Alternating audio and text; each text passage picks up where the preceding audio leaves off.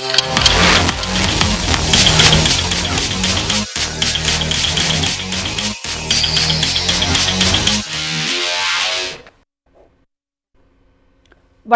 சிந்தனைக்களம் நிகழ்ச்சிக்கு உங்களை அன்புடன் வரவேற்கிறோம்.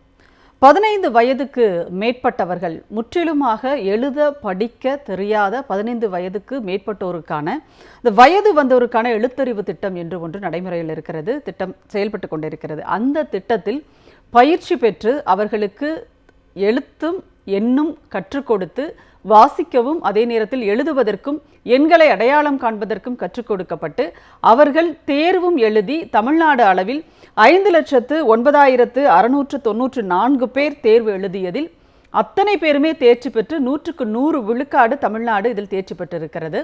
என்னால் முறைசாரா கல்வியாக இருந்தாலும் சரி, எந்த கல்வியாக இருந்தாலும் சரி, தமிழ்நாடு நம்பர் 1 மாநிலமாக இருக்கிறது. இந்தியாவிலேயே தமிழ்நாடு முதலிடம் பிடித்திருக்கிறது இதில் என்பதை நாம் பெருமையோடு கூட சொல்லலாம். அடிப்படையான கல்வி அறிவு இல்லாதவர்கள் யாருமே இருக்கக்கூடாது என்பதுதான் தமிழ்நாடு அரசினுடைய இலக்காக இருக்கிறது. அதை நோக்கி அனைவருக்கும் கல்வி என்பதில் முறைசாரா கல்வியும் அடங்கும் என்பதை இன்றைக்கு தமிழ்நாடு நிரூபித்திருக்கிறது. இந்த 5 லட்சம் பேருக்கும் மேல் எழுதிய இந்த தேர்வானது அனைத்திந்திய அளவில் அனைத்து மாநிலங்களுமே இதில் பங்கெடுத்திருக்கின்றன. அதில் எழுதியவர்களினுடைய எண்ணிக்கையிலும் தமிழ்நாடு தான் மிகப்பெரிய அளவில் இருக்கிறது. 5 லட்சத்திற்கும் மேற்பட்டோர் எழுதி இருக்கிறார்கள்.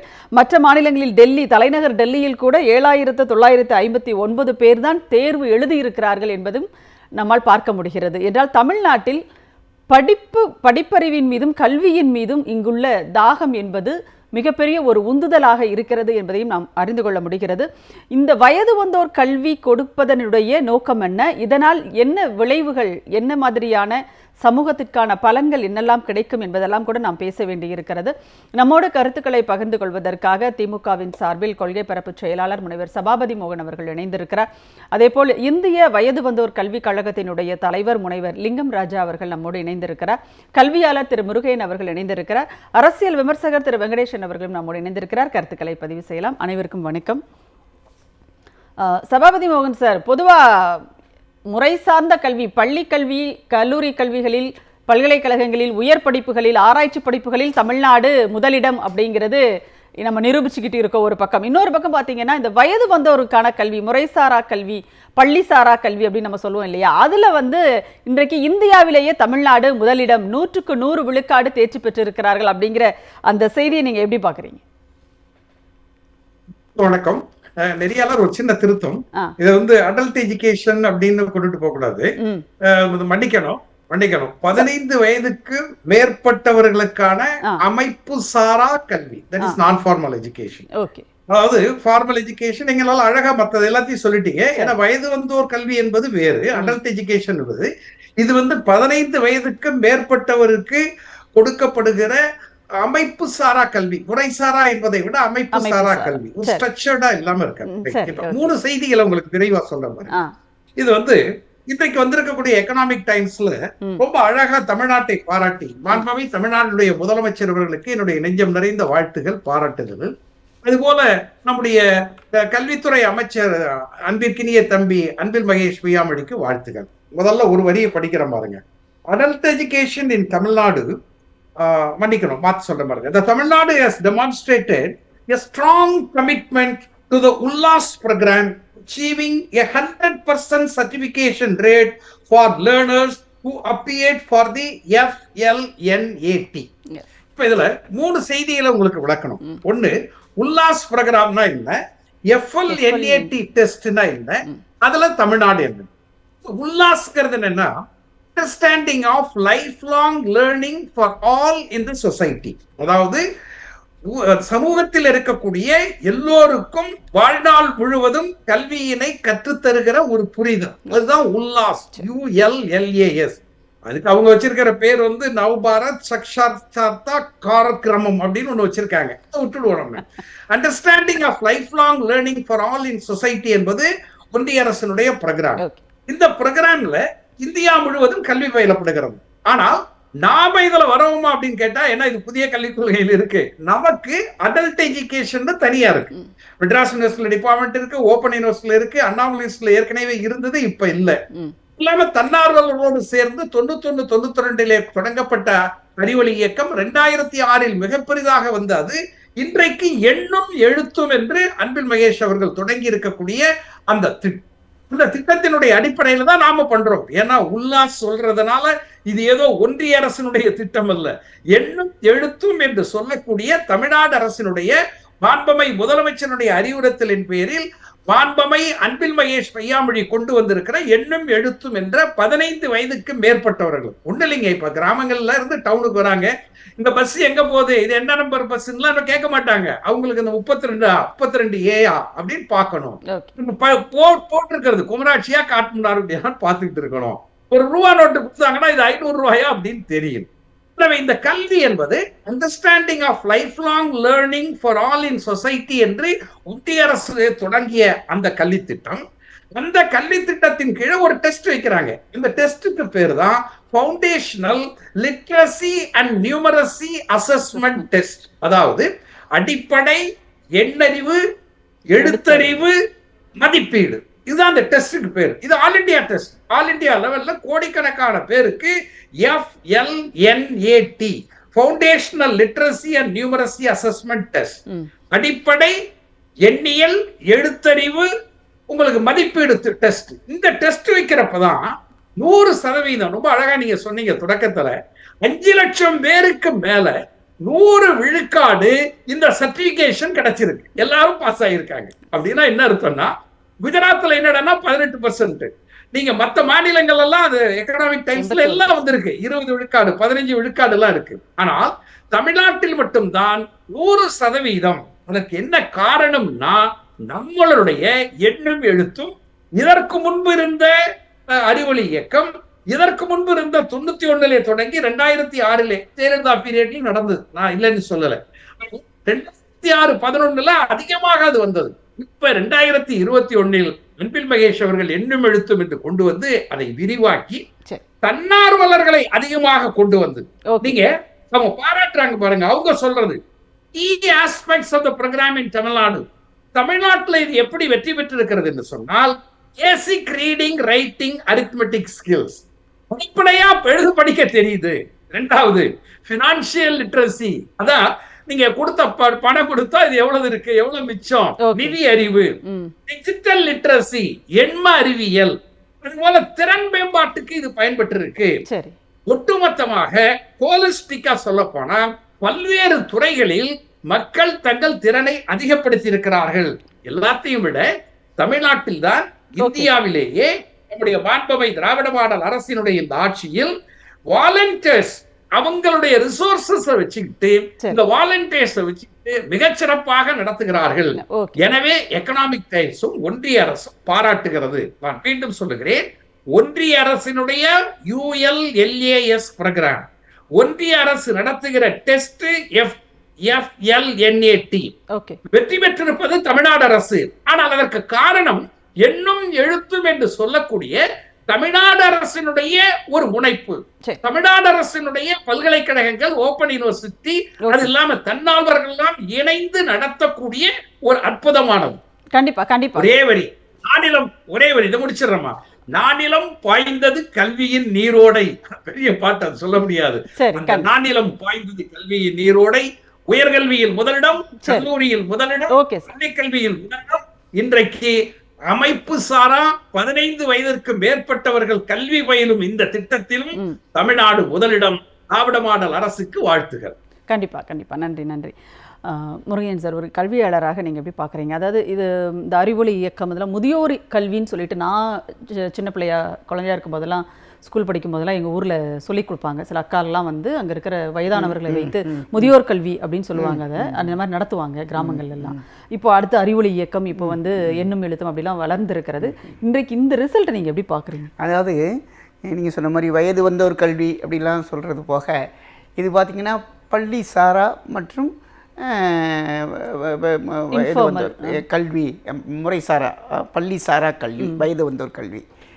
இதை பார்த்திங்கன்னா பள்ளிக்கு சென்று இடையிலே படிப்பை நிறுத்தி கொண்டவர்கள், படிப்பறிவே இல்லாதவர்கள், பட் 15 வயசாக இருக்கணும், அவங்களுக்கு அடிப்படை அவர்களுடைய எண் எழுத்துக்களை கற்றுக் கொடுப்பதோடு அல்லாமல் வாழ்வியல் திறன்களையும் கற்றுக் கொடுத்து அதற்கு ஒரு பேசிக்காக சர்டிஃபிகேட் ஒரு தேர்வு நடத்தி அதற்கான சான்றிதழ் வழங்குகிற ஒரு திட்டம் தான் இது பள்ளிசாரா மற்றும் வயது வந்தோர் கல்வி திட்டம்.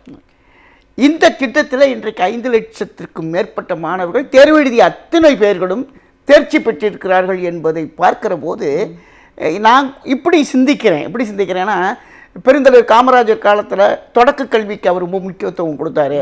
முத்தமிழர் டாக்டர் கலைஞர் காலத்தில் பள்ளிக்கல்விக்கு உயர்கல்வியில் முக்கியத்துவம் கொடுத்தாரு. இப்போ தளபதி ஆட்சியில் நம்முடைய தமிழக முதல்வர் ஆட்சியில் ஆராய்ச்சி கல்வி வரைக்கும் முக்கியத்துவம் கொடுக்கிறார் என்று பேசிக்கொண்டிருந்தால் நான் இனிமேல் மாற்றிக்கணும். இவர் தொடக்க கல்வி முதல் ஆராய்ச்சி கல்வி மட்டுமல்ல, தொடக்க கல்வியே படிக்காதவர்களுக்கும் எண்ணையும் எழுத்தையும் கற்றுக் கொடுத்து அந்த 5 லட்சம் பேரும் தேர்ச்சி பெற்று 100 விழுக்காடு தேர்ச்சி அடைந்திருப்பதை இன்றைக்கு பெருமையோடு பாராட்டி இருக்கிறார்கள். அறிவொளி ஏற்றுகின்ற இந்த பள்ளிசாரா மற்றும் வயது வந்தோர் இயக்கத்தினுடைய அத்துறை பணியாளர்கள் எங்களுடைய வாழ்த்துக்கள் என்று தெரிவித்திருக்கிறார்கள். அப்போ இதில் என்ன தெரியுதுன்னா, தமிழ்நாடு, அது இந்தியாவிலே தமிழ்நாட்டு மாநிலத்தில் தான் எல்லோரும் தேர்ச்சி பெற்றிருக்கிறார்கள். அதாவது கல்வியில் சிறந்த தமிழ்நாடு என்று சொல்வதற்கு ஏற்ப இன்றைக்கு நம்முடைய தமிழக முதலுடைய பொற்கால ஆட்சியில் தமிழ்நாடு என்பது இந்தியாவினுடைய கல்வி ஆற்றல் கேந்திரம். அதாவது ஒரு சொல்லுவாங்க இல்லையா, ஒரு எல்லாத்துக்கும் ஒரு கேந்திரம், ஒரு கூட்டமைப்பு. அது மாதிரி கல்வின்னு சொன்னீங்கன்னா எங்கே போய் பார்க்கணும்? தமிழ்நாட்டை போய் பாருங்க. நம்முடைய தமிழ்நாட்டு கல்வியை பார்த்துட்டு வாங்க என்று சொல்கிற அளவிற்கு இன்றைக்கு அந்த அந்த முறைசாரா வயது வந்தோர் கல்வியிலும் 100% விழுக்காடு தேர்ச்சி பெற்றிருப்பதை பார்க்கிற போது ஒரு முதல்ல சொல்கிறாங்க முதல்வர், எண்ணும் எழுத்தும் இவ்வாட்சியினுடைய கண்ணும் கருத்தும் அப்படின்னாரு. இது 2 தான் எங்களுக்கு எல்லாரும் படிக்கணும், எல்லாரும் எழுதுருங்க. அடிப்படை எழுத்தறிவு பெற்ற ஒரு மாநிலம்தான் இன்றைக்கு தலையாய சிறப்பு உயர்ந்த மாநிலமாக விளங்குகிறது. ஆகவே இந்த நாட்டில் எல்லா துறைகளை விட கல்வித்துறைக்காக கிட்டத்தட்ட 46,767 கோடி ரூபாயை நிதிநிலையில அறிக்கையில ஒதுக்கி அத்துறை இன்னைக்கு எந்த மாநிலத்திலையும் கல்விக்காக இவ்வளவு நிதி ஒதுக்குவது கிடையாது. ஒதுக்கி அதன் மூலமாக எல்லோருக்கும் படிக்க வேண்டும், எல்லோரும் எழுத வேண்டும், எல்லோருக்கும் கல்வி வேண்டும், பகுத்தறிவு வரணும், சமூக நீதி முறையாக அவர்கள் பகுத்து அறிந்து கற்றுக்கொள்ளக்கூடிய ஒரு வாய்ப்பை ஏற்படுத்த வேண்டும் என்பதை இன்றைக்கு தமிழ்நாடு நிரூபித்திருக்கிறது என்பதற்கு இது இன்னும் ஒரு சாட்சி, எடுத்துக்காட்டு என்று தான் நான் இதை எடுத்துக்கொள்கிறேன். கண்டிப்பா. லிங்கம் ராஜா சார், இப்போ நீங்க வயது வந்தோர் கல்விக் கழகத்துல நீங்க இருக்கிறதுனால, செயல்படுறதுனால அந்த ஃபீல்டு எக்ஸ்பீரியன்ஸ் அப்படிங்கிறது உங்களுக்கு இருக்கும், ஃபீல்டு ஒர்க் எக்ஸ்பீரியன்ஸ் அப்படின்றது. இப்போ இதுல இந்த தேர்ச்சி 100 விழுக்காடு தமிழ்நாடு அப்படிங்கிறது ஒரு பக்கம், இன்னொரு பக்கம் பார்த்தீங்கன்னா அந்த தேர்வு எழுதுவதற்காக சென்றவர்கள், அதாவது தேர்வு எழுதியவர்களுடைய எண்ணிக்கையிலேயே பார்க்கும்போது தமிழ்நாடு 6 டிஜிட்ல போகுது, லட்சங்கள்ல இருக்கு. ஆனா மற்ற மாநிலங்கள்ல பார்க்கும்போது நீங்க ஆயிரங்கள்ல தான் இருக்கு, 7,000, 7,000, 8,000 அந்த மாதிரி இதுல தான் இருக்கு. இவ்வளவு அதிகமானோர் வயது வந்தோர் கல்வி இதுல சேர்ந்து தமிழ்நாட்டில் படிக்கிறார்கள் அப்படின்னா அதுக்கு அடிப்படையான ஒரு காரணம் என்னவா இருக்கும் சார்? முதல்ல என்னுடைய நன்றியை தெரிவித்துக் கொள்கிறேன் கலைஞர் டிவிக்கு. நன்றி சார். இதுல முக்கியமா கல்வின்னு எடுத்துக்கிட்டா தமிழ்நாட்டுல ரொம்ப அதிகமான சிறப்பு வாய்ந்த ஒரு அரசாங்கமும், அதே நேரத்துல மக்கள் நிறைய பங்கேற்று அதனுடைய சிறப்பை வெளிப்படுத்துறதுக்கு, அவங்களுடைய திறமையை வெளிப்படுத்துறதுக்கு ஒரு வாய்ப்பா கிடைச்சிருக்கிறதுனால நிறைய பேர் இதுல பங்கேற்கிறாங்க. பொதுவா இந்தியாவுடைய லிட்ரஸி ரேட்டுன்னு சொல்லும் பொழுது ஏற்கனவே 2025 நம்மளுடைய தமிழ்நாடு லிட்ரஸி ரேட் 82.9. இதுல பெண்கள் ஆண்கள் 86.77%, பெண்கள் 73.44% தேர்ச்சி பெற்றிருக்கிறாங்க ஏற்கனவே. இதுல இந்த உல்லாசம் சொல்லக்கூடிய நண்பர் ரொம்ப அதிகமா அருமையா சொன்னாங்க. இந்த உல்லாசம் சொல்லக்கூடிய இந்த திட்டம் சென்ட்ரல் கவர்மெண்ட்டினுடைய ஸ்கீமா இருந்தாலுமே என்சிஆர்டின்னு சொல்லக்கூடிய அந்த தேசிய அளவில் ஆராய்ச்சி மற்றும் ட்ரைனிங்கினுடைய இன்ஸ்டிடியூட் கீழே வந்தாலுமே கூட இது இந்தியா முழுவதும் செயல்படுறாங்க. தமிழ்நாட்டில் இதனுடைய இன்றைக்கு டைம்ஸ் ஆஃப் இந்தியாவில் ரொம்ப அருமையாக அதை பற்றி சொல்லியிருக்கிறாங்க. India is progressively Tamil Nadu other state அப்படின்னு சொல்லும் பொழுது நிறைய பேர் அதை பற்றி நல்லா சொல்லியிருக்கிறாங்க. இதுல என்ன முக்கியமா நம்ம தெரிஞ்சுக்கிற வேண்டியதுன்னா, லிட்ரஸின்னு சொல்லும் பொழுது பொதுவா எப்பவுமே அந்த காலத்துல இருந்து இன்றைக்கு வரைக்கும் நமக்கு தமிழ்நாடு 400 தான் இருந்திருக்குது. குறிப்பா வந்து இந்த நான் வந்து ஃபீல்டு நீங்க கேட்டதுனால சார் இந்த அந்த கேள்வியை லிட்ரஸி நான் இல்ல சொல்றேன். சார் ஒரு நிமிஷம், இந்த லிட்ரஸி ரேட் அப்படின்னு சொல்லுவாங்க இல்லையா, ஒரு மாநிலத்தினுடைய லிட்ரஸி ரேட் அதை எதை அடிப்படையா வச்சு அவங்க வந்து அதை கணக்கிடுவாங்க சார்? அது வந்துமா பொதுவா வந்து எண்ணறிவு, எழுத்தறிவு, விழிப்புணர்வு அப்படின்னு சொல்லக்கூடிய இந்த அடல்ட் லிட்ரஸி அப்படின்னு சொன்னாலே 3 வகையான பிரிக்கிறோம். ஒன்று வந்து எண்ணறிவு, எழுத்தறிவு, விழிப்புணர்வு. எண்ணறிவு அந்த பேசிக் லிட்ரஸின்னு சொல்றோம் இல்லையா, எண்ணறிவு, எழுத்தறிவு, விழிப்புணர்வுன்ற போது ஒரு கருத்தை வந்து எப்படி அவங்க புரிஞ்சுக்கிறாங்க, அதை எப்படி வெளிப்படுத்துறாங்க, அதை எப்படி அவங்கள வந்து உள்வாங்கி அதை வந்து அவங்க அதில் வந்து தெளிவுபடுறாங்க. இதுதான் 3 தான் முக்கியமானது. இந்த 3ல வந்து இப்போ நம்ம தமிழ்நாட்டில் வந்து 5,09,694 பேரை வந்து நம்ம லிட்ரேட் பண்ணியிருக்கோம், சர்டிஃபிகேஷன் வாங்கியிருக்கிறதுன்ற ஒரு பெரிய பெருமை தான். அதே சமயத்தில் இன்னும் நிறைய பேர் நமக்கு படிக்காம இந்த 15 வயதிலிருந்து 35 வயதுக்குள்ள இருக்கிறவங்களை மட்டும்தான் நம்ம அடல்ட் அப்படின்னு சொல்றோம். இந்த அடல்ட்ல வந்து யாரெல்லாம் படிக்காம இருக்கிறாங்களோ அவங்கள படிக்க வைக்கிறது முக்கியமான நோக்கம். இப்ப நாங்க இந்த இந்தியன் அடல்ட் எஜுகேஷன் அசோசியேஷன்ல குறிப்பா தமிழ்நாட்டுல பார்த்தசாரதின்னு சொல்லக்கூடிய தமிழ்நாடு ஓப்பன் யூனிவர்சிட்டியுடைய ஃபார்மர் வைஸ் சான்சலர் இருந்தவர், நாங்கெல்லாம் சேர்ந்து நிறைய பாடுபட்டு இருக்கிறோம். இந்த காந்திகிராம் பல்கலைக்கழகம் இதுக்கு நிறைய பாடுபட்டு இதனுடைய முக்கியத்துவமான ஒரு இதுல அந்த காலத்துல நிறைய வேலை செஞ்சிருக்கிறோம். இன்னைக்கு வந்து இந்த குறிப்பா வந்து இந்த லிட்ரஸில வந்து டிஜிட்டல் லிட்ரஸின்னு சொல்றாங்க. இந்த டிஜிட்டல் லிட்ரஸி வந்து மக்களுக்கு எளிதில் புரியுறது மாதிரி எடுத்துக்கொண்டுட்டு போகும்போது இன்னும் கொஞ்சம் மக்களுடைய பார்ட்டிசிபேஷன் அதிகமா இருக்குதுமா. இதுதான் முக்கியமானது. கண்டிப்பாக சார். அதாவது உண்மையிலேயே ஒரு பெரிய விஷயம். அதாவது சில பேர் வந்து ஒரு வகுப்பு ஃபெயில் ஆனாலே முருகன் சார் இப்போ என்னன்னா ஒரு வகுப்பில் ஃபெயில் ஆயிட்டாங்க அப்படின்னு சொன்னால் அடுத்து வருகிற அந்த குழந்தைகளோடு உட்கார்ந்து படிப்பதற்கு கூச்சப்பட்டுக்கிட்டு நிறைய பிள்ளைகள் வந்து ட்ராப் அவுட் ஆவாங்க. அந்த காலத்தில் நம்ம பார்த்துருக்கோம் நிறையா. இப்போ அதுக்கான வாய்ப்புகளே இல்லைன்னு வச்சுக்கோங்களேன், அது வேற. ஆனால் அப்படி இருக்கும்போது ஒரு வயதானவர்கள் படிக்க வர்றாங்க அப்படிங்கிற அந்த இடம் இருக்கு இல்லையா, அதை நீங்கள் எப்படி பார்க்குறீங்க? நீங்கள் இல்லை பொதுவாக சொன்னீங்க, ஒரு வகுப்பில் ஒரு குழந்தை ஃபெயில் ஆகிடுச்சுன்னா அடுத்த வகுப்பு போகும்போது அது வந்து வெக்கப்பட்டுக்கிட்டு நின்றுடுறதுலாம் வந்து நிறைய சகஜமாக நடந்து. அவங்களோட சின்ன குழந்தைங்க வருவாங்க, சேர்ந்து படிக்கணும், ரொம்ப வெக்கப்படுவாங்கல்ல. இந்த குழந்தை அந்த குழந்தைன்னா அது வயசு இது கூடுதல் வயது உள்ள குழந்தையும் குறைந்த வயசு உள்ள குழந்தையும் ஒன்றா உட்காரும்போது அதனுடைய அந்த ஒரு வெக்கம் தாங்காமல் படிப்பை விட்டு நின்றுக்கிறது, அதுவே அப்படி சொல்லிவிடுங்க அந்த குழந்தை அங்கே எனக்கு வெக்கமாக இருக்குன்னு சொல்லிட்டு நிற்கிறதுலாம் இருந்தது. இப்போ அது முற்றிலும் போயிட்டு அப்படின்னு சொன்னீங்க. அது தமிழ்நாட்டில் போயிட்டு இடைநில்லா கல்வி என்பது ட்ராப் அவுட்டு ஸ்டாக்னேஷன் இல்லாமல் கட்டாயமாக தேர்ச்சி முறைங்கிறது 8வது. இப்போ பார்த்தீங்கன்னா அண்மையில் ஒன்றிய அரசு கட்டாய தேர்ச்சி முறையை ரத்து செய்து ஆணை பிறப்பித்திருக்கிறது. அப்போ நம்மளாம் வந்து கல்வியாளர்களாக நாங்களாம் எதிர்ப்பு தெரிவித்தோம். ஏன்னா வந்து 2வது ஒரு குழந்தை ஃபெயில் ஆகுதுன்னு சொன்னால் தட் மீன்ஸ் அந்த குழந்தை முட்டாள் குழந்தை கிடையாது. அதனால் இந்த கட்டாய தேர்ச்சி முறையை தடுத்து என்பது கூடவே கூடாதுன்னு அதுக்காக நான் சொல்ல வரேன். அதனால் தமிழ்நாட்டிலே தான் முத்தமிழறிஞர் டாக்டர் கலைஞர் காலத்தில் 8வது வகுப்பு வரையும் எந்த குழந்தையையும் தேர்ச்சியை நிறுத்தி வைக்கக்கூடாது அப்படின்னு ஒரு ஆணை பிறப்பித்ததின் காரணமாக இன்னைக்கு பள்ளியில் சேரக்கூடிய குழந்தைகளுடைய சேர்க்கை விகிதம் 100 விழுக்காடு தமிழ்நாட்டில். கண்டிப்பாக சார். ஏன்னா 8வது வந்து சரியா படிக்காத பிள்ளை 10வது நல்லா படிச்சு மார்க் எடுத்துரும். இன்னொன்று இடைநில்லா தேர்ச்சி என்பது வந்து அப்படி தூக்கி போடுறதில்ல. அந்த குழந்தைய அந்த வகுப்புக்குரிய தகுதியை ஏற்படுத்தி கொடுப்பது இந்த அரசாங்கத்தினுடைய ஆசிரியருடைய கல்வித்துறையை கடமைன்னு முத்தமிழறிஞர் டாக்டர் கலைஞர் அவர்கள் சொல்றாங்க. அதை தான் இன்றைக்கு நம்முடைய அரசு தந்தை எவ்வழி அவ்வழி தனையன் என்பதை போல தமிழ்நாடு அரசினுடைய முதல்வர் செஞ்சுக்கிட்டு இருக்காங்க. நீங்கள் சொன்னது மாதிரி அந்த குழந்தைகளுக்கே ஒரு ஆர்வம் இல்லாத 15 வயது ஆன பிறகு படிப்பே படிக்காதவங்களுக்கு எப்படி இப்படிப்பட்ட ஒரு ஆர்வம் வந்தது என்பதற்கு நம்முடைய அருமை சகோதரன் சொன்னாங்கல்ல.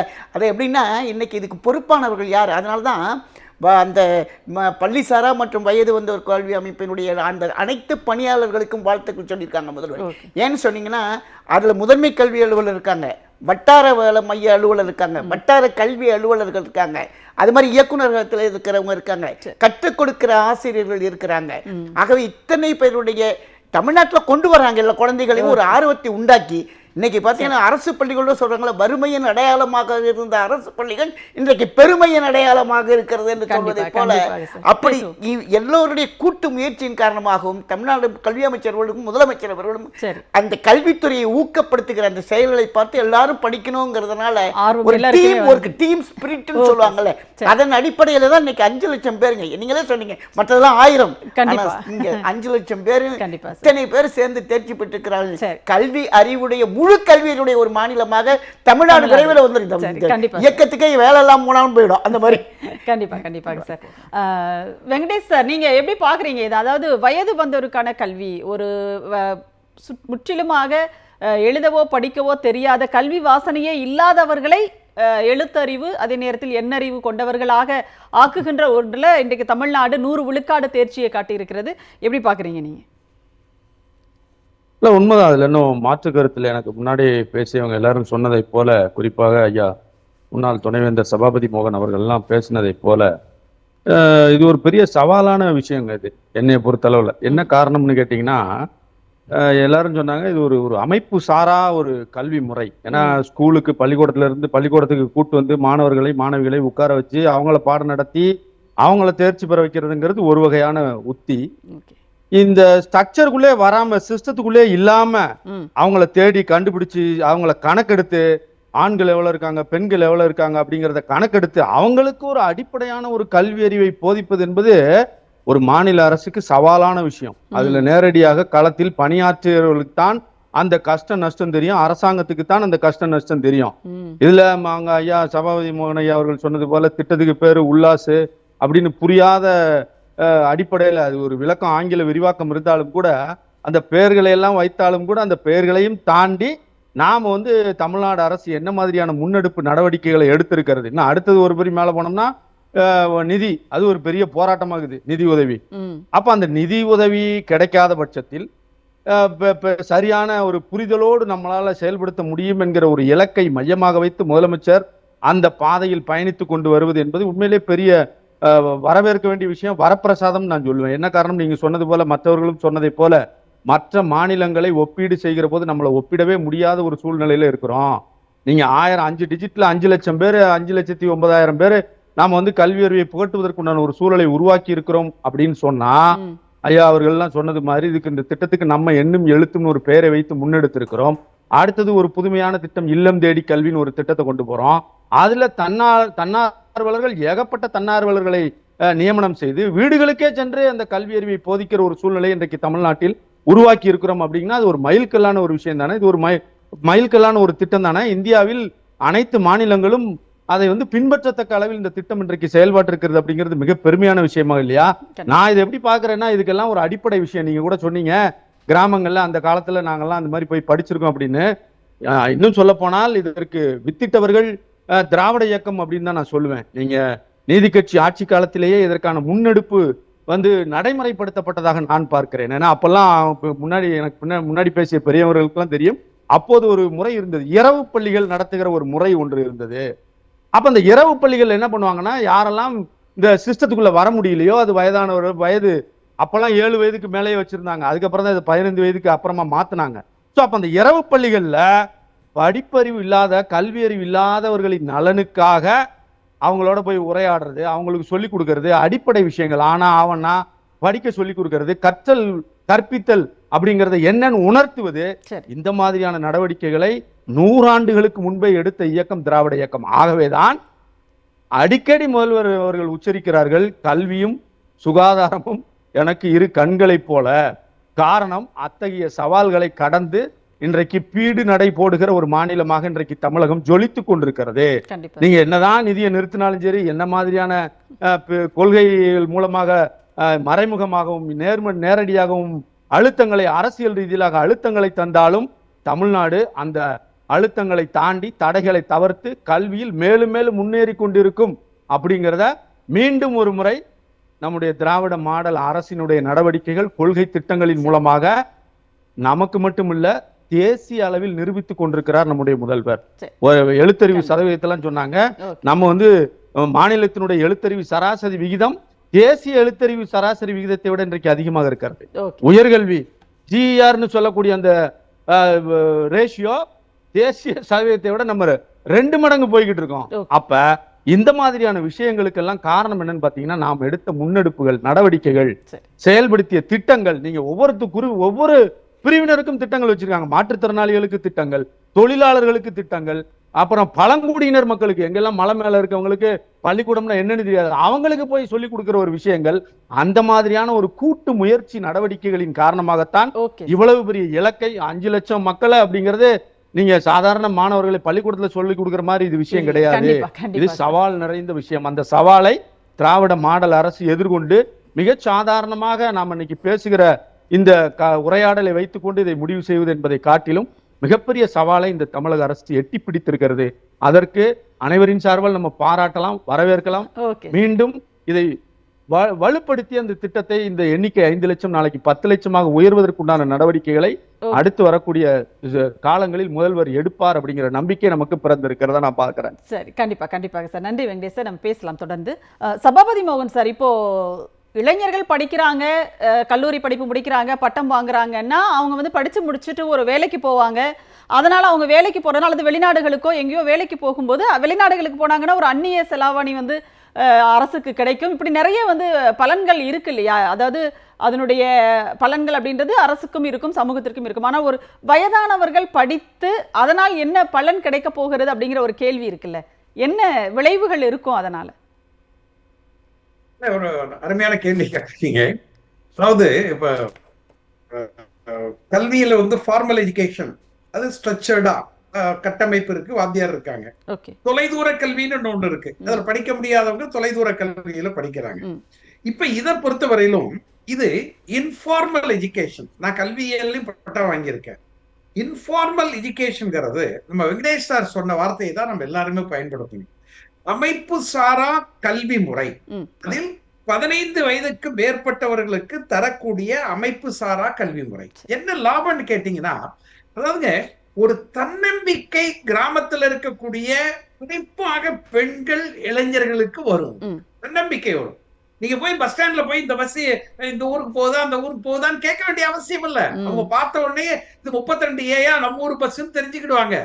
அது போல ஒரு பேங்க்குக்கு போகும்போது பணம் கொடுக்கறப்போ எண்ணி பாக்குறப்ப 200 ரூபா 100 ரூபாங்கிறது அது தெரியும் உங்களுக்கு. அது போல வந்து ஒரு அடிப்படை எண்ணியல் எரியல்ங்கிறது வாழ்வியலுக்கு தேவையான ஒரு செய்தி. அது இந்த படிப்புங்கிறது வாழ்வியலுக்கும் அவர்கள் நடைமுறை வெற்றிக்கும் தேவையானது.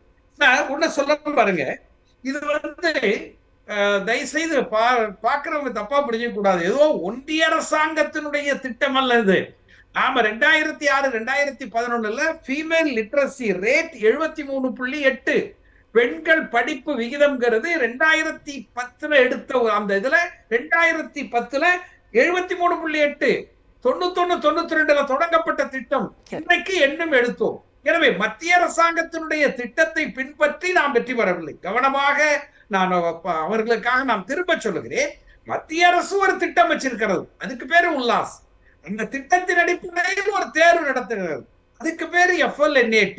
அந்த தேர்வில் மாநில அரசினுடைய திட்டத்தின் அடிப்படையில், மாநில அரசினுடைய கடந்த கால அறிவொளி திட்டம், மாநில அரசினுடைய கடந்த கால adult education or informal education 2021 எண்ணும் எழுத்தும் இதை தொடர்ந்து நாம் இன்றைக்கு செய்யக்கூடிய இந்த காரணத்தால் தான் நாம் வெற்றி பெற்றிருக்கோம். எனவே ஒன்றிய அரசுக்கு இந்த திட்டத்தினுடைய வெற்றிக்கு ஒன்றிய அரசுக்கு ஒன்றும் எந்த விதமான ஈடுபாடும் கிடையாது, முயற்சியும் கிடையாது, பணமும் கிடையாது.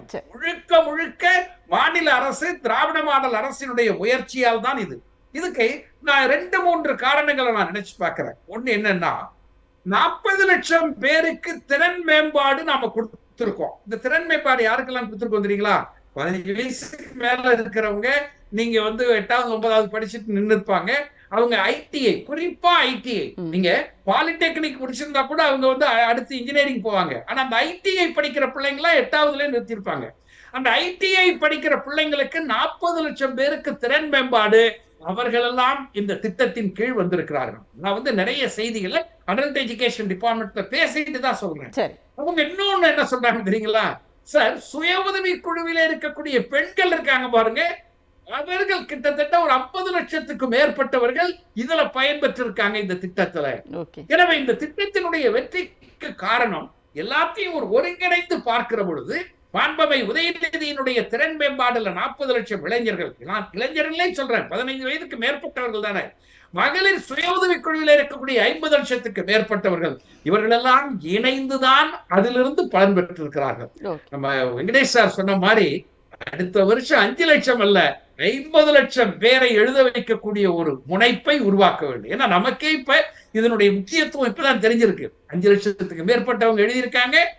கண்டிப்பா சார், அவர் வெங்கடேசன் சார் சொன்ன மாதிரி ஒரு ஃபார்மல் எஜுகேஷன் அப்படின்றப்போ பிள்ளைகள் வந்து காலையில வரைக்கும் சாயந்தரம் வரைக்கும் இருக்கணும் அப்படிங்கிற ஒரு சிஸ்டம் இருக்கும். ஆனா இவங்க வந்து வேலைக்கு போயிட்டு வேலைகள் ஓய்ந்த நேரத்தில் வந்து படிக்கிறது அப்படிங்கிறது தான், அவங்கள படிக்க வைக்கிறதா பெரிய சவாலான ஒரு விஷயமா இருக்கு இல்லையா? அதுலயும் இன்னும் வந்து நெறியால ட்ரைபல் விமன், ட்ரைபல் கம்யூனிட்டி, அதாவது ரிமோட் ஏரியாவில் போகவே முடியாது. நீங்க அங்க இருக்கக்கூடிய அந்த தன்னார்வர்களை நெஞ்சார பாராட்டுகிறேன். மாண்புமை முதல்வர்களுடைய பாராட்டுதல் கிடைத்திருக்கவர்களுக்கு நெஞ்சார பாராட்டுகிறோம். போகவே முடியாத ஒரு இடத்துக்கு அந்த ஊருக்கு போய் அங்க இருக்கிறவங்களுக்கு சொல்லிக் கொடுக்கிறது. இது வந்து யூனியன் லெவல்ல ரொம்ப பிரமாதமா எஜுகேஷன் டிபார்ட்மெண்ட்ல தான் வருது. இது உள்ளாட்சியில வரல. எஜுகேஷன் டிபார்ட்மெண்ட்ல இது வந்தாலும் இது மிக செய்யக்கூடிய தன்னார்வலர்களை நான் நெஞ்சார பாராட்டுகிறேன்.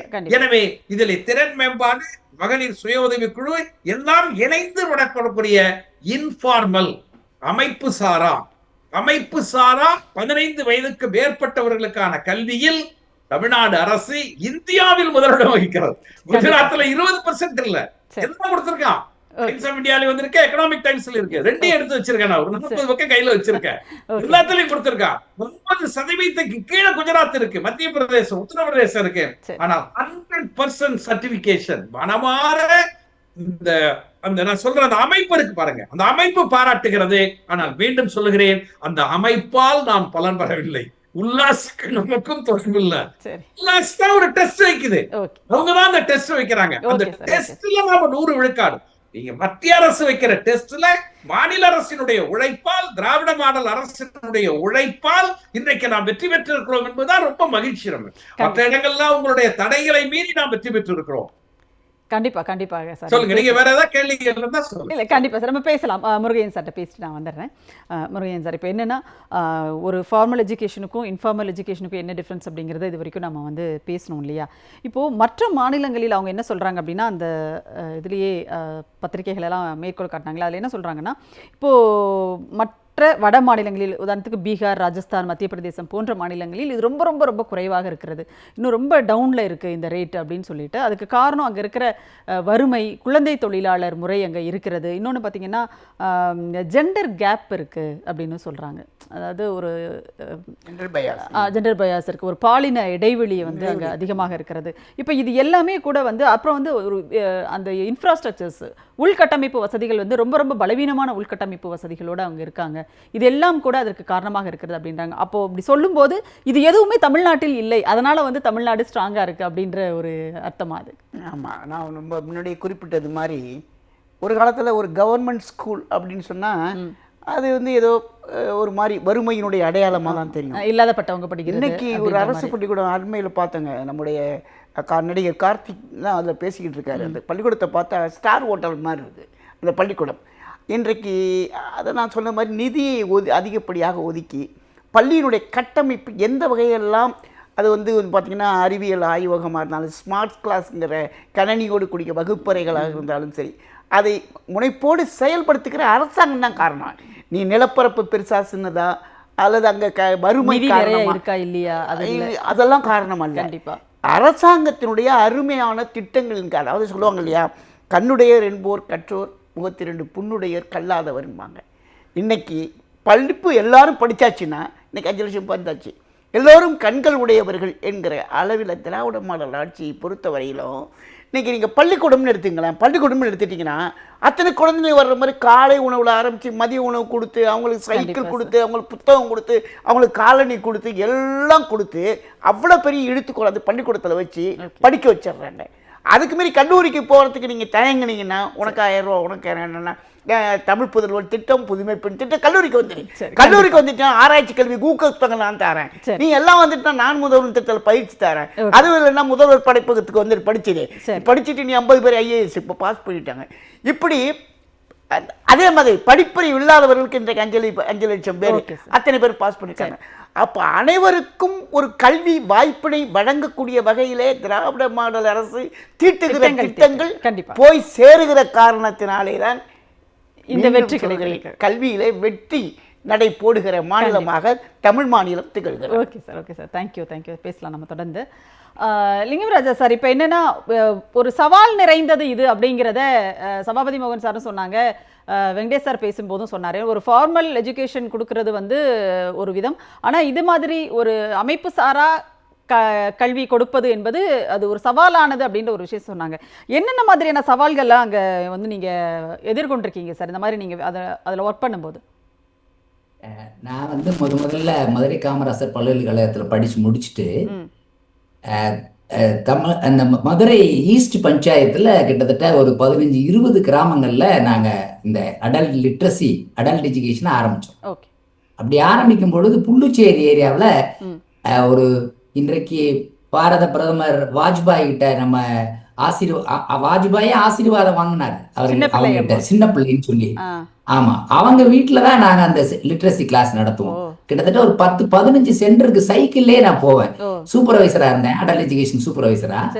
சைக்கிள்லே போய் பார்க்கும் பொழுது அன்றைக்கு இருந்த சவால்கள் வேற, இன்றைக்கு இருக்கிற சவால்கள். அன்னைக்கெல்லாம் வந்து ஸ்ட்ரீட் லைட்ல கிடையாது.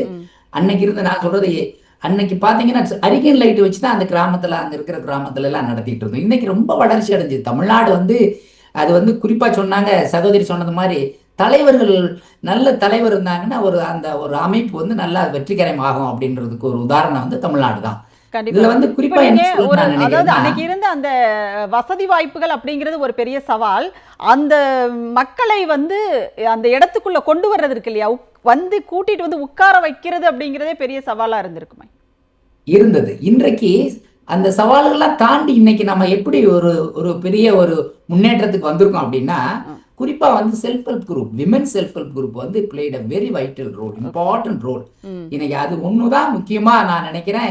அது ஒண்ணு. அதே மாதிரி இன்னைக்கு எடுத்துக்கிட்டீங்கன்னா எல்லா இடத்துலயும் மக்களுக்கு ஒரு விழிப்புணர்வு வந்துருச்சு.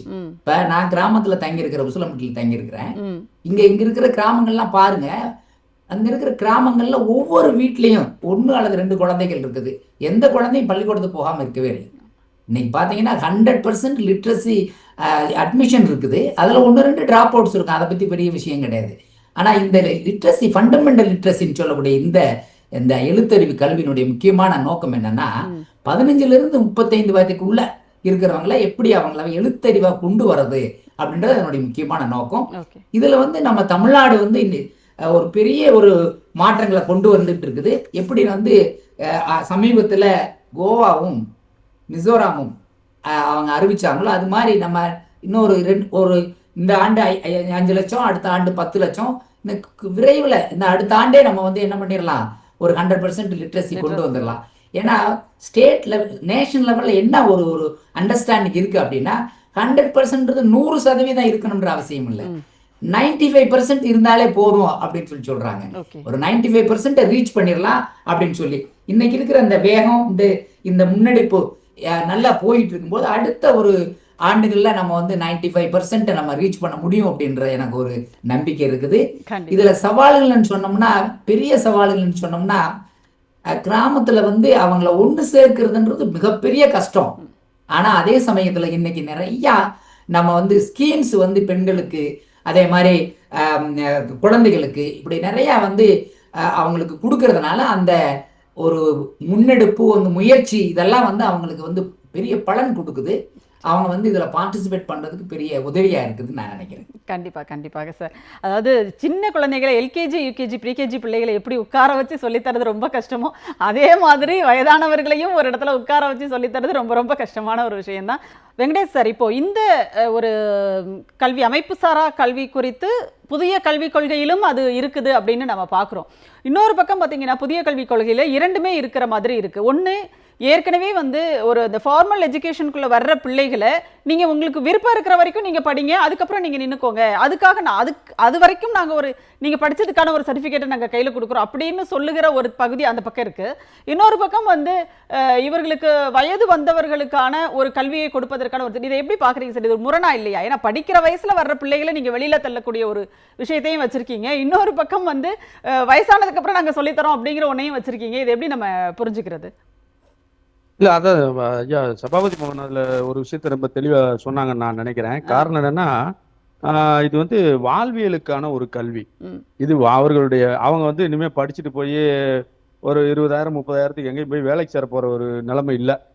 ஆனால இது அவர்களுக்கு இது ஒரு வாழ்வியல் ஒரு முறையாக, வாழ்வியலில் ஒரு பழக்கமாக, அல்லது கலாச்சாரத்தில் ஊறிப்போன ஒரு விஷயமாக, அல்லது அவர் சொன்னது மாதிரி ஒரு ஒரு ஒரு ஒரு ஒரு அறிவார்ந்த தகவல் தொடர்பை ஏற்படுத்தி கொள்வதற்கான ஒரு களத்தை இந்த முறைசாரா அமைப்பு சாரா கல்வி முறை உருவாக்கி தந்திருக்கிறது. அதுல நாம வெற்றி பெற்று இருக்கிறோம் அப்படிங்கறதான் பார்க்கணும். இது வாழ்வியலுக்கான வாழ்க்கைக்கான ஒரு கல்வி முறை.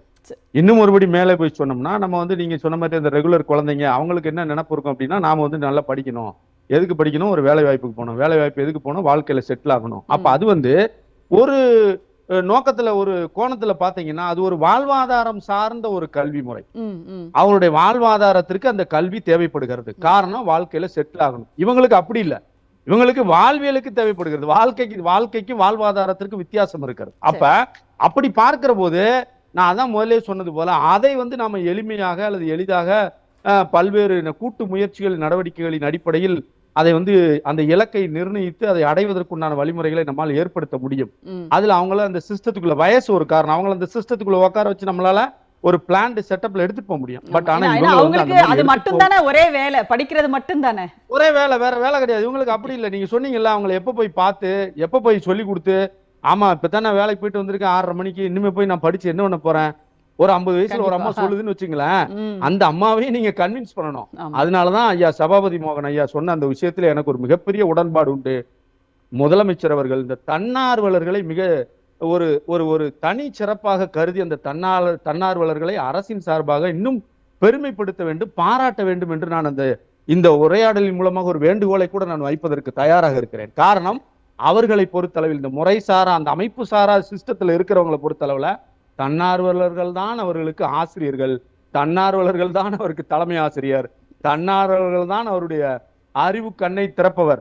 அப்படி பார்க்கிற ஒரு சூழல் இருக்க போய்தான் நாம இல்லம் தேடி கல்வியில முறையாக தன்னார்வலர்களை நியமனம் செய்து அவர்களை இல்லத்திற்கே அனுப்பி நாம வந்து அவர்களுக்கு கல்வியை புகட்ட வேண்டிய ஒரு சூழ்நிலையை நம்ம உருவாக்கி தந்தோம். ஆக தொடர்ச்சியாக இது மாதிரியான நடவடிக்கைகளை தமிழக அரசு ஈடுபட்டு கொண்டே வருகிறது. நம்ம சொன்னது மாதிரி இது இன்னைக்கு நேத்து எடுக்கப்பட்ட விஷயம் இல்லைங்க. நீங்க சொன்ன மாதிரி கிராமத்துல அறிவொளி இயக்கம், எழுத்தறிவு இயக்கம், ஒவ்வொரு கிராமத்திலையும் ஒரு 20 பேர் 30 பேருக்கு வந்திருப்பாங்க. பாத்தீங்கன்னா ஒரு மீட்டிங் போட்டு பேசிக்கிட்டு இருப்பாங்க. அப்ப இது ஒரு குழு சார்ந்த ஒரு கலந்துரையாடல். அவர்களுக்கு தெரியாத விஷயத்தை சொல்லி கொடுக்கிறோம், தெரிஞ்ச விஷயத்தை நாம சரிப்படுத்துகிறோம். அப்ப இதற்கான அமைப்புகள் அப்பவே இருந்ததை நம்ம பார்க்க முடிகிறது. மாவட்ட அளவுல அன்றைக்கு எழுத்தறிவு மன்றங்கள்லாம் இருந்தது. அதை கடைசியில அதுக்கப்புறம் பாத்தீங்கன்னா கிராமம் வரைக்கும் அந்த எழுத்தறிவு மன்றங்களை கொண்டு போய் நம்ம சேர்த்திருக்கிறோம், நம்ம அரசுகள் சேர்த்திருக்கிறது. அப்ப இந்த மாவட்ட எழுத்தறிவு மன்றங்கள் இப்ப பாத்தீங்கன்னா மாவட்ட தொடக்க கல்வி திட்டங்கள்ல வந்து அந்த தொடக்க கல்வி திட்டங்களை கொண்டு போய் சேர்ப்பதற்கான அமைப்புகளை எல்லாம் நம்முடைய பள்ளிக்கல்வித்துறை அமைச்சர் மிக சுறுசுறுப்பான நடவடிக்கைகளோடு எடுத்து கொண்டு வருகிறார். அடுத்தது ஒருங்கிணைந்த கல்வி குழந்தைகள் மேம்பாடு, இப்படி எண்ணற்ற விஷயங்களை நம்ம செய்ய முடியும். நம்ம மற்ற மாநிலங்களை காட்டிலும் என்ன மாதிரியான ஒரு நடவடிக்கை நம்ம சிறந்து நிற்கிறோம், ஏன் இவ்வளவு 5 லட்சத்தை நம்ம தொடர்வதற்குண்டான வாய்ப்பு இருக்கிறது அப்படின்னா, அதுல இன்னொரு மிகச் சிறப்பான விஷயமா நாம் பார்ப்பது 2 விதமா பிரிக்கிறோம். இது வந்து ஒரு முழு எழுத்தறிவு பிரச்சாரம், ஒரு முழு கல்வி அறிவு சார்ந்த ஒரு பிரச்சாரம், அது ஒரு விஷயம். ஆனால் அதற்கு அடுத்த நிலையில அரசு எப்படி அந்த கல்வி அறிவுக்கு பிந்தைய பிரச்சாரத்தை முன்னெடுத்திருக்கிறது, அது ரொம்ப உண்மையிலே ஆழமாக சிந்தித்து பார்க்க வேண்டிய விஷயம். ஏதோ போனா 50 பேரை போட்டான் தன்னாளர்களை ஏதாவது சொல்லி கொடுத்தாங்க, ஏதோ அறிவொளி அப்படின்னு ஒரு புள்ளி விவரத்தை காட்டி கடந்து செல்லாம அந்த எழுத்தறிவு பிரச்சாரம், முழு எழுத்தறிவு பிரச்சாரம் முழுமையான அளவில் களம் சார்ந்து வெற்றி பெற வேண்டும் என்கிற உரிய இலக்கும் சிந்தனையும் இருக்கிற சூழல் தான் கல்வி அறிவுக்கு பிந்தைய பிரச்சாரத்தை நம்முடைய திராவிட மாடல் அரசு, தமிழக அரசு மிகச் சிறப்பாக, இன்னும் ஆங்கிலத்தில் சொன்ன வெரி எஃபெக்டிவ் மேனர்ல செயல்படுத்தி இருக்கிறார்கள் அப்படிங்கிறதை இதன் மூலம் நாம் புரிந்து கொள்ள முடிகிறது. ஏன்னா இது ஒரு நெகிழ்வான முறை, இது ஒரு சூழலுக்கு ஏற்ற முறை. அதுல அவங்கள சிஸ்டத்துக்குள்ள கொண்டு வந்து நாம வந்து இவ்வளவு தூரம் வெற்றி பெற்று இருக்கிறோம் அப்படிங்கிறது உண்மையிலே பாராட்ட வேண்டிய விஷயம். மீண்டும் இந்த தன்னார்வலர்களுக்கு உங்கள் தொலைக்காட்சி வாயிலாக என்னுடைய நன்றியும் வணக்கத்தையும் நான் தெரிவித்துக் கொள்வதில் மகிழ்ச்சி அடைகிறேன். நன்றி நன்றி வெங்கடேஷ் சார், நன்றி. முருகன் சார், நிறைவு கருத்தாக நீங்க ரொம்ப சுருக்கமா ஒரு நிமிஷம். அதாவது ஒரு குழந்தைகளுடைய படிப்புக்கு வறுமை தடையாக இருக்கக்கூடாது, ஜாதி தடையாக இருக்கக்கூடாது. ஒரு சாரார் தான் படிக்கணும், ஒரு சாரார் எல்லோருக்கும் கல்வி, எல்லாருக்கும் எல்லாம். அப்படிங்கிறது. அதே மாதிரி பாலின இடைவெளி தடையாக இன்றைக்கி பெண்கள் தான் அதிகமாக இருக்கிறாங்க. ஒரு அறிவார்ந்த சமுதாயத்தை உருவாக்குவதில்லை. இன்னும் சொல்லலாம், படிக்காதவங்க கூட முன்னேறுறாங்கன்னு சொல்லி ஏமாத்துறாங்க. அதை ஏமாற்ற வேலை. நீங்கள் படிக்காதவங்க ஒருத்தன் முன்னேறினான்னு சொன்னால் நான் படித்தவன் 1000 பேர் முன்னேறி இருக்கிறான் என்று உதாரணம் காட்ட முடியும் என்று தமிழக முதல்வர் சொல்வது போல இன்றைக்கு கல்வியிலே திராவிட மாடல் அரசு காட்டுகிற முயற்சி இன்றைக்கு அடிப்படை எழுத்தறிவு கொடுக்கிற முயற்சியிலும் வெற்றி பெற்றிருக்கிறது என்பதை பார்க்கிற போது இன்னொரு 5 வருஷம் இந்த மறுபடியும் ஆட்சிக்கு வந்தாங்கன்னா அந்த அடுத்த 5 வருஷத்தில் இன்னும் ஒரு பெரிய மறுமலர்ச்சியை கல்வித்துறையிலேயே நாம் பார்க்கலாம் என்பதுதான். கண்டிப்பாக சார். சபாபதி மோகன் சார், உங்களுடைய நிறைவு கருத்து ப்ளீஸ் சுருக்கமா. அதாவது இப்ப நீங்க பள்ளிக்கூடத்துல இருக்கிற வாத்தியார், இப்ப தன்னார்வலர்கள் இருக்காங்க, பள்ளிக்கூடத்துல இருக்கிற வாத்தியார்கள் போய் இதை பண்ண முடியாது. ஆனால் நான் அன்போடு சொல்லுவது, கல்லூரி, கல்வியல் கல்லூரி, 500 கல்வியல் கல்லூரி இருக்கு. ஒரு கல்லூரியில 20 ஆசிரியர் இருக்காங்க, பேராசிரியர்கள், கிட்டத்தட்ட 10,000 பேர் இருக்காங்க. இவங்க அதை செய்யலாம். எப்படி செய்யலாங்கிறதுக்கு தமிழ்நாடு கல்வியல் பல்கலைக்கழகத்தில் இளம் பேராசிரியை கண்மணி என்று சொல்லக்கூடியவர்கள் 5 மணியிலிருந்து 6 மணி வரைக்கும் தன் டிபார்ட்மெண்ட்ல நீங்க எந்த உதவியும் இல்லாம தன் டிபார்ட்மெண்ட்ல அவங்க படிக்காத பிள்ளைங்களை எல்லாம் கூட்டு வச்சு சொல்லி தராங்க. கண்மணி என்று சொல்லக்கூடிய இளம் பேராசிரியர். இந்த மாதிரி 500 கல்வியல் கல்லூரி, NSS கேம்ப், இவங்க எல்லாம் சேர்ந்து இதை பண்ணணும் என்பது என்னுடைய வேண்டுகோள். பாலின இடைவெளி, நீங்க அருமையான ஒரு கேள்வி முருகன் சார்ட்ட வச்சுங்க. மற்ற மாநிலங்கள்லாம் பெண்கள் படிக்கலன்னா இதெல்லாம் என் பாட்டன் பெரியார் தந்த பெண்ணுரிமை தான். இன்னைக்கு தமிழ்நாட்டுல ஒண்ணு இல்லைங்க. முந்தா நாள் ஒரு கல்லூரிக்கு போறேன், குமராட்சி கல்லூரிக்கு, பட்டக்கலை விழா. எவ்வளவு பேரு? 1000 பேர் பெண்கள், ஆண்கள் எவ்வளவு? 300 பேரு. நீங்க தமிழ்நாடு முழுவதும் இன்னைக்கு பாத்தீங்கன்னா பெண் கல்வி, நீங்க புதுமை பெண் திட்டத்தின் மூலம், இதுக்கு முன்னாடி எங்க ஐயா கலைஞர் 8வது வரைக்கும் படிமா, உனக்கு 10,000 ரூபாய் தரேன்னு சொல்லி படிக்க வச்சு, இந்த கல்வி என் பாட்டன் பெரியார் காலத்திலிருந்து இந்த பாலின இடைவெளி எல்லாம் குறைத்து பெண்கள் படிக்க ஆரம்பித்திருக்கிறார்கள். மீண்டும் தமிழக முதல்வருக்கு என்னுடைய வாழ்த்துகள், கல்வி அமைச்சருக்கு வாழ்த்துகள், உதயநிதி அவர்களுக்கும் என்னுடைய நெஞ்சார்ந்த வாழ்த்து. நன்றி நன்றி நன்றி சார். நன்றி சார். ரொம்ப அருமையா உங்களுடைய கருத்துக்களை எங்களோடு பகிர்ந்து கொண்டீர்கள். அனைவருக்கும் நன்றி. சிந்தனை களம் நிகழ்ச்சி இத்துடன் நிறைவடைகிறது. மீண்டும் ஒரு நிகழ்ச்சியில் சந்திப்போம். அதுவரை நன்றி, வணக்கம்.